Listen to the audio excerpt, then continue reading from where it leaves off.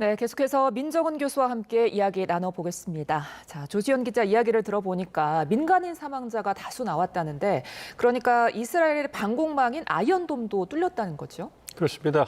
세계 최고의 그 다층 방공망을 갖고 있다고 알려진 이스라엘도 어떤 이란의 수백 기의 드론과 미사일을 섞어 쓰는 그 공격에 좀 무력함을 보였다 이렇게 말씀을 드릴 수가 있겠고요. 예. 아무래도 그 완벽한 방어 수단을 해도 어떤 100%의 방어를 구축하는 것은 쉽지 않은 그러한 상황을 잘 보여주는 것 같습니다. 그래서 예. 구체로 보면 13일 오후까지 한 17급시 미사일 타격을 받았다고 얘기를 하고 있거든요. 예. 뭐 그런 부분.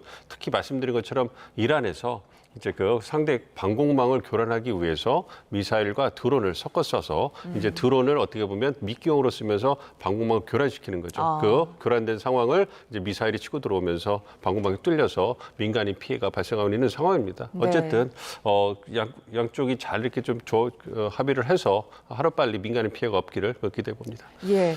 자, 보도에 따르면 이스라엘이 지금 이란 최고 지도자까지 표적으로 삼고 있다. 이렇게 나오더라고요. 그렇습니다. 이게 네타냐후 이스라엘 총리가 미국 팍스뉴스와 인터뷰하면서 이제 흘리기도 했고요. 이런 부분에 대해서 얘기를 하고 있는데 물론 그런 부분에 이스라엘의 제안에 대해서 미국 트럼프 대통령이 거절했다 이렇게 예. 얘기가 나오고 있습니다만 어쨌든 이스라엘 정부 입장에서 이란의 최고 지도자까지 제거하겠다.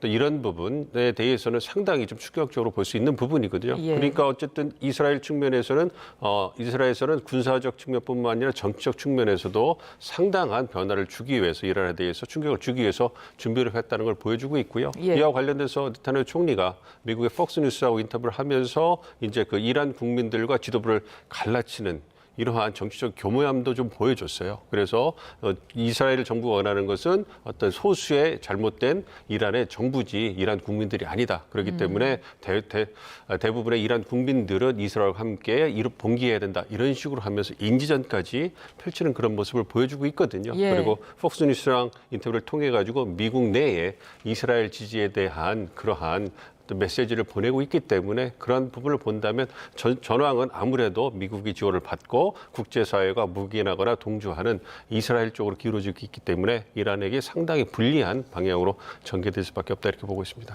그렇다면 이스라엘은 왜 이런 전면전까지 무릅쓰면서 이란을 공격한 걸까요? 가장 중요한 것은 안보적 위협이죠. 그러니까 이스라엘의 가장 중대한 영내 위협은 이란입니다. 예. 그리고 이란이 지금 잘 알고 핵 능력과 미사일 능력을 개발하고 있고 특히 미사일 능력은 거의 최고 수준에 가깝다 이렇게 평가를 받고 있기 때문에 네. 이스라엘로서는 어떤 그런 부분에 상상 위협이 있었던 거고요. 특히 이번에 어떤 JCPO라고 해서 이 미국과 이란 간의 어떤 핵 협상이 진행되고 있지 않습니까?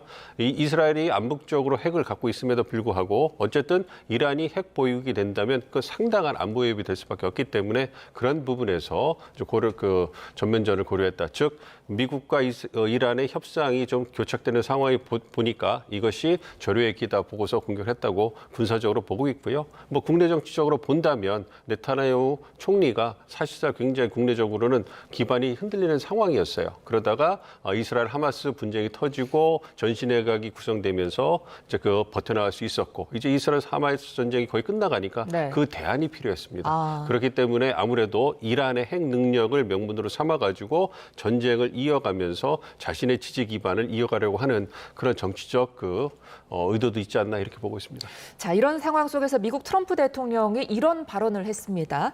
자, 합의가 이루어지길 바라지만 때로는 국가들이 먼저 싸워서 해결해야 한다. 어떻게 해석해야 될까요?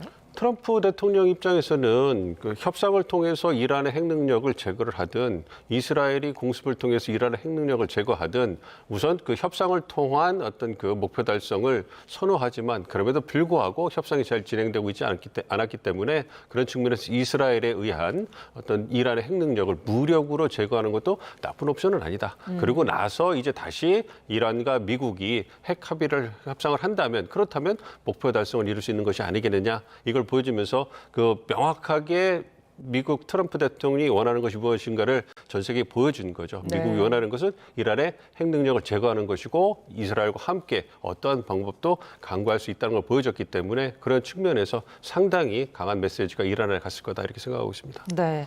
그러면서 이제 미국은 이스라엘 방어를 계속 지원할 것이다 이렇게 밝혔는데 이렇게 되면 이스라엘이 미국을 좀 뒷배 정도로 생각하고 계속 공격을 더 감행할 가능성도 있을까요? 그렇습니다.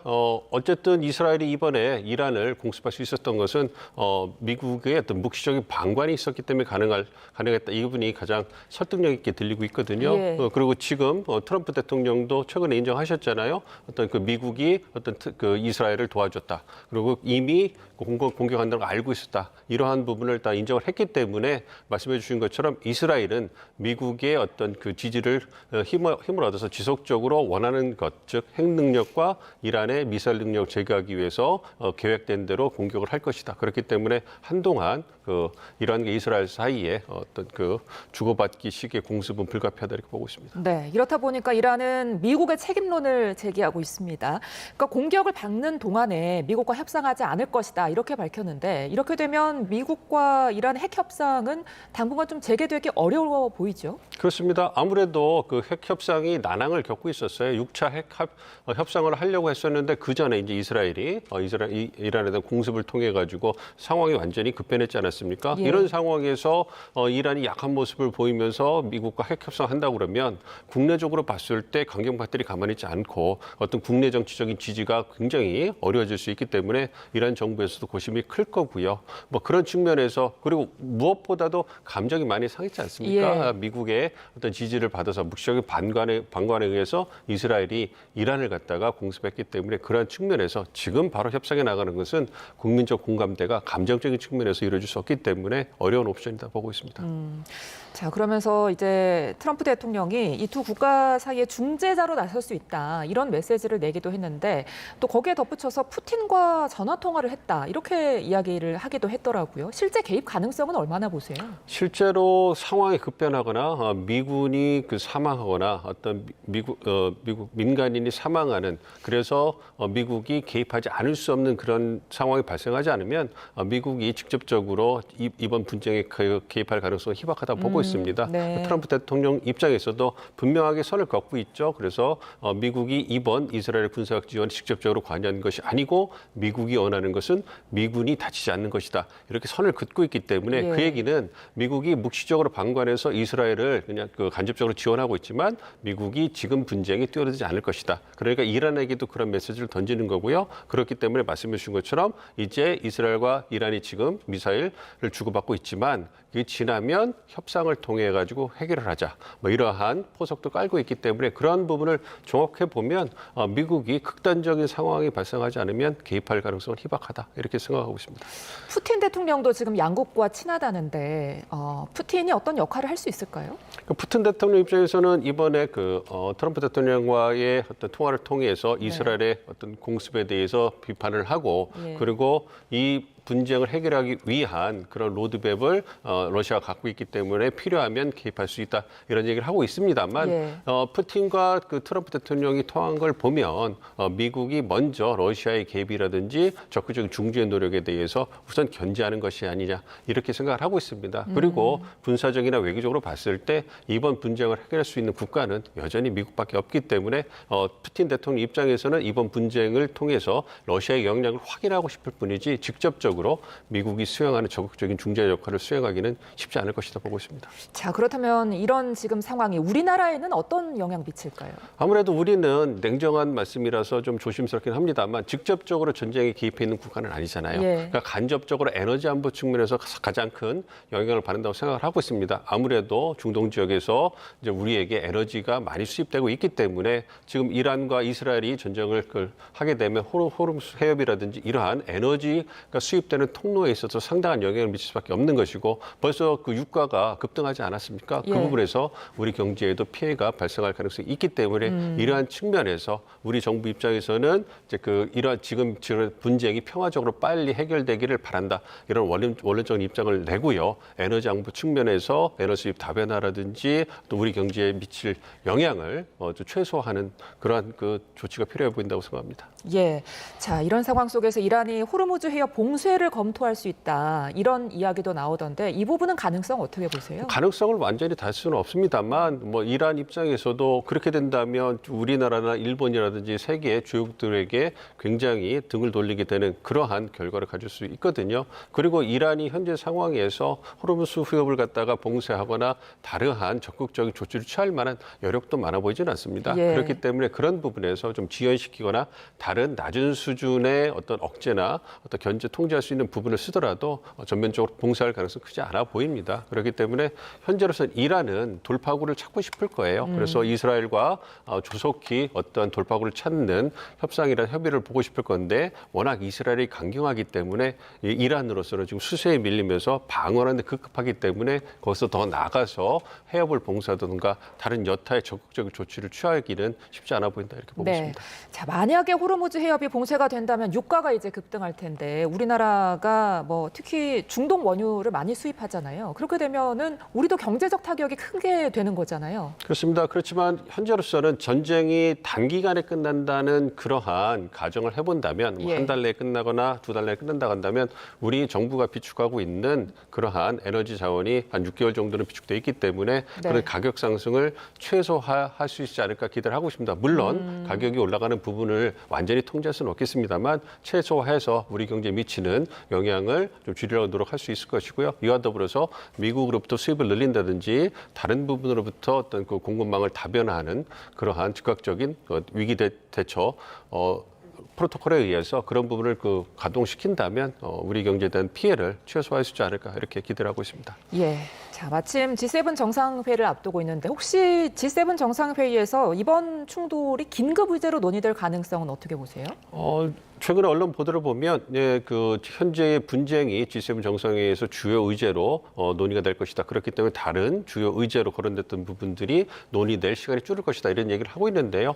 논의는 될 거라고 생각을 하고 있습니다만 과연 합의점을 찾아서 G7 정상들이 하나의 목소리를 낼 수 있을까? 이 부분에 대해서는 이제 좀 우려를 갖고 있습니다. 왜냐하면 미국이라든지 여차 정상들이 갖고 있는 이해관계가 다르기 때문에 조속한 해결을 촉구한다. 이 정도의 원론 수준에 그치는 반응이 나올 수 있지 않을까 생각하고 있습니다. 자, 이번 G7 정상회의에서 미국이나 일본과 정상회담이 성사될지 이 부분이 가장 주목이 되는데 어떻게 전망하십니까? 가능성이 크지 않을까 보고 있습니다. 우리 정부에서 한미 정상회담, 한일 정상회담을 개최하기 위해서 많은 노력을 기울였고요. 거의 접점을 찾은 걸로 알고 있기 때문에 약식이지만 우리 대통령께서 트럼프 대통령하고 기시바 총리와 직접 대면하는 그런 만남이 성사될 거라고 생각을 하고 있습니다. 예. 그렇지만 다자회의 계기에 열리는 약식 정상회담이기 때문에 시간이 30분에서 1시간 정도밖에 되지 않을 거예요. 그렇기 때문에 주요 의제에 대해서 심도 있는 논의를 하기보다는 상견례를 통해서 상호 두 정상 간에 신뢰를 쌓을 수 있는 토대를 마련하고요. 이걸 해서 그다음에 주요 현안에 대해서 정상이 갖고 있는 입장을 확인하고 향후 협력을 하자는 원론적인 공감대를 형성하는 데서 이제 마무리되지 않을까 이렇게 예상을 하고 있습니다. 예. 자, 한미 정상회담 성사 여부가 가장 중요할 텐데 만약에 회담이 열린다면 뭐 관세나 방위비 부담 문제 등 어떤 주요 현안들이 논의될 걸로 예상이 되잖아요. 우리는 어떤 대책이 필요할까요? 아무래도 현안이 산적해 있죠. 네. 외교안보 측면에서 방위분담금이라든지 주한미군의 전략성 유연성 문제도 있고요. 무엇보다도 경제통상 부분에서 관세 협의, 이거는 트럼프 대통령이 이재명 대통령과 처음 통화하실 때도 언급했던 의제이기 때문에 이 부분에 대해서는 분명하게 입장을 주고받는 것이 필요하지 않을까 생각을 하고 있습니다. 있습니다. 그리고 네. 북핵 문제도 현재 그 트럼프 대통령이 친서 외교를 통해 가지고 북한과 어떤 그 정상회담을 재개하려는 움직임을 보이고 있잖아요. 그 예. 부분에 대해서 우리 대통령께서 어떤 그 노력을 취하하면서 함께 적극적으로 북핵 문제 해결을 위해서 노력하자. 그 과정에서 한국도 적극적인 노력을 하겠다. 소통을 이어가자. 이런 입장을 보이실 거고요. 그래서 관세비 부분에 있어서는 우리가 적극적으로 준비를 하고 있으니 이제 7월 8일까지는 시간이 촉박하니 좀 더 유예를 할 수 있다면 시간을 유예를 하고 기간을 좀 연장해서 적극적으로 논의를 하자. 그걸 위해서 노력을 하고 있고 내가 보증할 수 있다. 뭐 이러한 부분을 통해 가지고 정상 간의 공감대를 통해 가지고 뭔가 실무 협의를 위한 공간을 마련해 주는 것.